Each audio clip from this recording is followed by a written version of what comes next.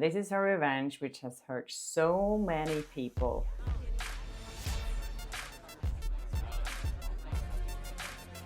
Hi and welcome to Flaa Talk. I'm Kjersti Flaa, and here on my channel I talk about my good and bad experiences in Hollywood and working as an entertainment reporter. So we have another lawsuit. I think this is number 6 now. So the latest is that Justin Baldoni sued or countersued his ex-publicist, Stephanie Jones. Stephanie Jones owns Jones Works, which was the PR company that represented Justin Baldoni in the beginning. Stephanie Jones had 2 employees, Melissa Nathan and Jennifer Abel. I'm sure you've heard their names. So these 2 women wanted to leave the PR company and start their own, or Jennifer Abel did. Now, according to Brian Friedman, Justin Baldoni's lawyer, there wouldn't have been any lawsuits if it wasn't for Stephanie Jones. So she is the person who leaked all the private text messages and emails to Blake Lively's team after she had confiscated the laptop and the phone of her employee, Jennifer Abel. When I read through this lawsuit, it's pretty appalling what has happened here. As you might remember, the New York Times article that was published, very biased Blake Lively, back in December, all the evidence that was in that article came from Jennifer Abel's phone. But the way that Stephanie Jones got hold of all this information from Jennifer Abel is what really is jaw-dropping here. So what happened here was Jennifer Abel used to work for Stephanie Jones, and she had already told her that she wanted to leave and start her own company. And Stephanie Jones was really upset because she didn't want Jennifer Abel to take any of her clients with her. That being said, I don't know if you remember my conversation with Sammy, which another publicist that I spoke to here on my channel a few days ago. And she said, you know, as a client, you always follow the person that has represented you, not the company. You know, like she said, she had represented someone for 5 or 10 years. They would follow you as a person because you know them, you know their family. So of course, it makes sense that when someone leaves, they will take their clients with them. But of course, Stephanie Jones didn't like that. And she was planning revenge on Jennifer Abel and Melissa Nathan. So what she did when Jennifer Abel came to work, she met her with a security guard and a lawyer and said, we're going to take your phone, we're going to take your computer, and you have to leave. So she did. That was her personal phone. And in that personal phone, of course, she had all personal information and bank details and everything. And she was told that she could get her personal phone number back, because obviously if she didn't get her phone number back, she wouldn't be able to access like anything online. She wouldn't access her iCloud. She couldn't access any like bank information, security, insurance information. And she was told that she would get it back, but then Stephanie Jones decided not to give it back to her. So she never received her phone back. And instead, Stephanie Jones went to Blake Lively and said, hey, do you want all these text messages and emails that you can use against Justin Baldoni and Melissa Nathan and Jennifer Abel? Because she was really annoyed with Jennifer Abel and Melissa Nathan for leaving her company. So all of this boils down to Stephanie Jones being annoyed with employees leaving her company. And that's why she leaked those text messages to Blake Lively's team. According to the lawsuit, Stephanie Jones violated California labor laws by confiscating the phone and not giving it back to her. So Stephanie Jones's excuse for taking over her phone was to say that she accused her of stealing confidential information from the company that she would bring to her new company. And it says here that nearly 3 months after the Times story dropped, it remains unclear on what grounds Stephanie Jones would have been required to turn over correspondence involving a client or former employee, given that no related lawsuits existed at the time. So this could be really interesting when all of this goes to court, if it does, to see if this is actual evidence that they can use. Because if it has been obtained illegally, we might not be able to use all those text messages in court. I don't know. I'm going to talk to some more lawyers very soon, so stay tuned for that.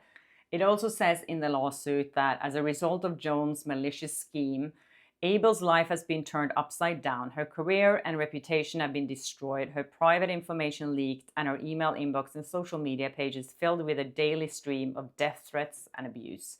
I believe that. I remember when that article dropped in the New York Times and the way people were talking about these publicists and how cruel they were. You probably remember some of them were saying we could bury anyone, and they were laughing about the bad press that Blake Lively was getting. One of them you might remember where Jennifer Abel texted, "You really outdid yourself with this piece." That was a piece about Blake Lively that was written in Daily Mail saying, could Blake Lively be cancelled? And in this text message, we later learned that the upside down emoji of sarcasm was removed. When you look at Stephanie Jones's Instagram, which is now made private for obvious reasons, in her profile, she says, fluent in sarcasm, which I find quite interesting because that sarcasm upside down emoji was removed from the text. Either New York Times did that, Blake Lively's team did that before they gave it to New York Times, or Stephanie Jones removed that before she gave it to Team Blake Lively.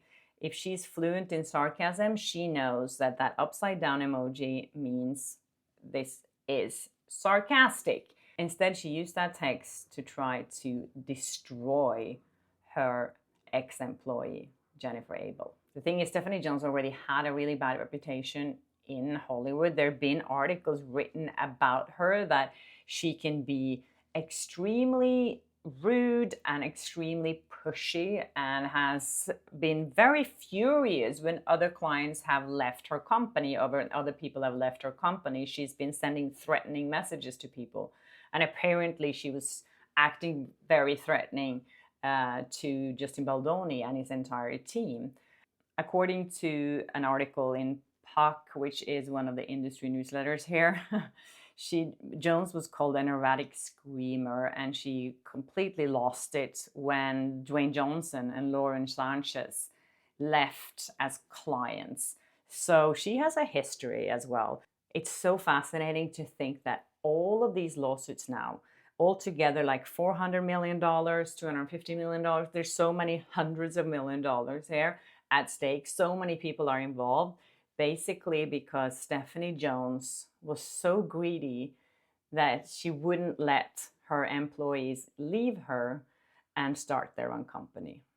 And this is her revenge, which has hurt so many people. I just can't believe what she did to Melissa Nathan and Jennifer Abel. I am just like, apart from this, we also have learned this week that Blake Lively and Ryan Reynolds is not going to attend the Met Gala, which I don't understand that if that is such a big news story. Like, they haven't attended since 2022. So it's not like, oh my God, they're not attending this year. And it says here that this lawsuit or this legal drama, that's not the reason why they're not showing up. But it doesn't say why they're not showing up. It just says they're not going to go. It's on May 5th. So I feel like these are just like non-news stories. I don't know why I even mentioned it. But anyways, it's interesting because they're making it a news story. Another thing that showed up in my feed this week, which I found quite funny, was Billy Bush. He's been very invested in this drama as well. As you might remember, he was the reporter that was canceled after him and Trump had this like men locker room conversation where he laughed when Trump said something that was very inappropriate. And now he started a podcast on YouTube, and he's covering Blake Lively, and he's covering this drama as well. And he had Armor Hammer on the other day, another guy who's been canceled in this town because he was accused of being, amongst other things, a cannibal. So it's so crazy, that story. I remember that story and the one with Hilaria Baldwin. They were kind of competing during COVID, and they were just so absurd. Anyways, I think Armie Hammer was accused of more serious things. I mean, that's serious, obviously, but it was kind of like, he's not eating people. But he was, there were some other stories there that like didn't sound very good, but apparently the charges against him have been dropped. But he showed up at Billy Bush's podcast here on YouTube, and Billy Bush asked him about being with, because he was in 4 episodes of Gossip Girl with Blake Lively. And he said before that he didn't really get along with her, but when Billy Bush was trying to grill him on his show, he just like was not having it. Did you? But you got a kissing scene with her. Was she a good kisser? You can say that. I don't even remember, dude. I don't even remember. You don't? I wouldn't say if I did. I'm not getting involved. This is not my fight. Hammer. We got a whole. I have had the enough. Greek chorus in here. They don't believe it. I have had enough trial by media fire in my life. I'm good. Yeah, so even someone like Armie Hammer, who's still canceled, I think, he doesn't even want to talk about Blake Lively because he's like, I just don't want anything to do with it. Because as soon as you open your mouth and have an opinion about it, you are going to get some reactions. He also said in this interview that he took some acting classes with Justin Baldoni. Yeah, I mean, this is almost 20 years ago now. Did you hang out in between scenes? Did you work lines together?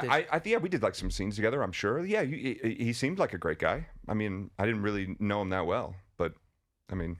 He was nice. Listen, bro, you're not dragging me into this. I'm not getting involved.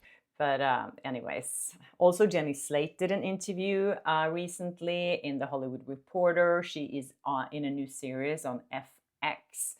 I think they're supposed to make a TV show about cancer, and it says there that she's going to try to make cancer funny.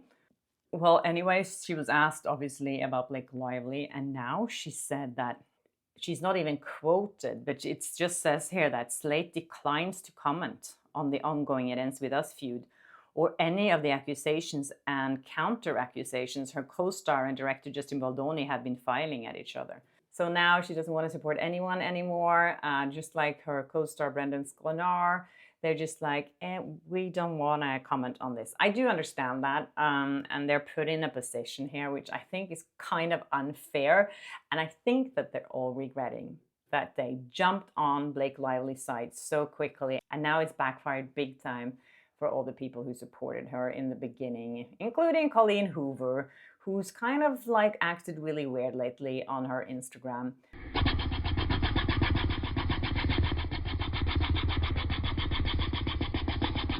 Also, I received an email from someone in the industry again saying that people are getting really tired of Blake Lively and they are getting less and less support from people in the industry, which I find quite interesting. You know, people don't want to come out publicly and say anything, but it's quite obvious at this point that people are like, no, we do not believe Blake Lively, and the damage she's doing to this industry is really bad.